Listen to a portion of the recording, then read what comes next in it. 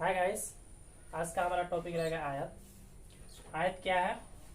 ये आयत जो है एक चतुर्भुज का ही भाग है। अब सबसे पहले देखें लोग चतुर्भुज किसे कहते हैं। तो चार रेखाओं से घिरी बंद आकृति को हम लोग चतुर्भुज कहते हैं, ठीक है। और उसी का एक भाग आयत है, जो कि आप ये फिगर में देख रहे हो। इसमें आमने सामने की भुजा जो क्या है, बराबर दिख रही है, ठीक है ना। अब इसका हम लोग डिफिनेशन ऐसे कर सकते हैं, वैसे चतुर्भुज जिसकी आमने सामने की भुजा क्या हो, बराबर हो और प्रत्येक कोण 90 डिग्री का हो।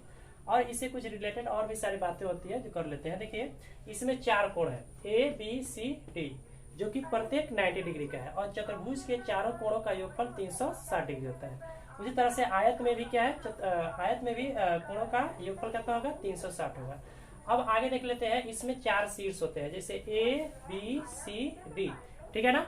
ये चार शीर्ष हो गया। उसी प्रकार से आपको इसमें चार भुजा मिलेंगे, जो कि A B B C C D और ए डी, ठीक है। इसमें दो विकर्ण भी होता है, जो एक दूसरे के क्या होता है, बराबर होता है। इसमें फिगर में आप देख सकते हैं, डी भी एक विकर्ण लिया है, उसी प्रकार से ए सी भी क्या होगा, एक प्रकार का आपको विकर्ण होगा। यानी कि दोनों विकर्ण आपस में क्या होता है, बराबर होते हैं, ठीक है। और दोनों विकर्ण एक दूसरे को 90 डिग्री को प्रतिच्छेद करते हैं, ठीक है। अब आगे देख लेते हैं हम लोग क्या करेंगे। इससे रिलेटेड सूत्र जो होता है, कैसे होता है, किस प्रकार इससे निकाला जाता है। चतुर्भुज का पढ़ना अति आवश्यक होता है, आपके जीवन में इसका बहुत ज्यादा योगदान है, ठीक है ना। मैथ के साथ साथ आपके लाइफ से रिलेटेड भी बहुत सारे क्वेश्चन को आप इसके माध्यम से सोल्यूशन कर सकते हो। देखिए अब हम लोग क्या करते हैं, इसका क्षेत्रफल निकालेंगे। क्षेत्रफल यानी कि कितना एरिया में है, ठीक है ना। तो उसके लंबाई और चौड़ाई को जब हम आपस में गुना कर देते हैं तो क्या होता है, क्षेत्रफल उसका निकल जाता है। अब देखिए आगे एक और आती है परिमाप। परिमाप क्या होता है, परिमाप यानी कि उसके चारों भुजाओं का योगफल, ठीक है ना। चारों भुजाओं का योगफल, जैसे कि मान लीजिए ए से हम लोगों ने चलना शुरू किया, बी के पास आया, बी से सी के पास पहुंचा, सी से बी के पास पहुंचा, उसी प्रकार से डी से ए के पास पहुंचा।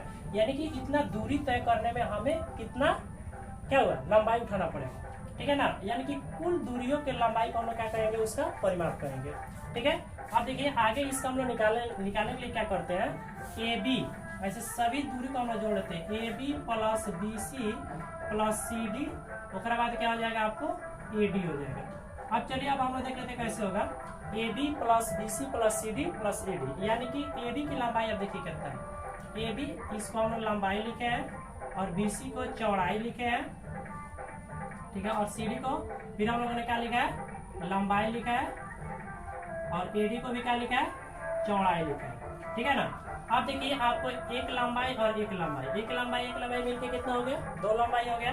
अब यहाँ पे हम ऐसे लिख सकते हैं, दो लंबाई, उसके बाद प्लस करके एक चौड़ाई कितना होता है, आपको दो चौड़ाई यहाँ पे मिलेगा। अब उसके आगे देखिए क्या कर सकते हैं, इसमें दोनों में क्या मिल रहा है, दो आपको कॉमन मिल रहा है, तो दो हम लोग क्या करेंगे, यहाँ पे कॉमन ले लेंगे। आपको आएगा लंबाई प्लस चौड़ाई। यही आपको परिमाप निकालने का सूत्र होता है। देखिए कितना आसानी से हम लोग निकाल लिए, ठीक है ना। उसी प्रकार से अब देखिए आयत का विकर्ण भी कैसे निकाला जाता है, उसका लंबाई, उस तरह से आप कैसे निकालेंगे।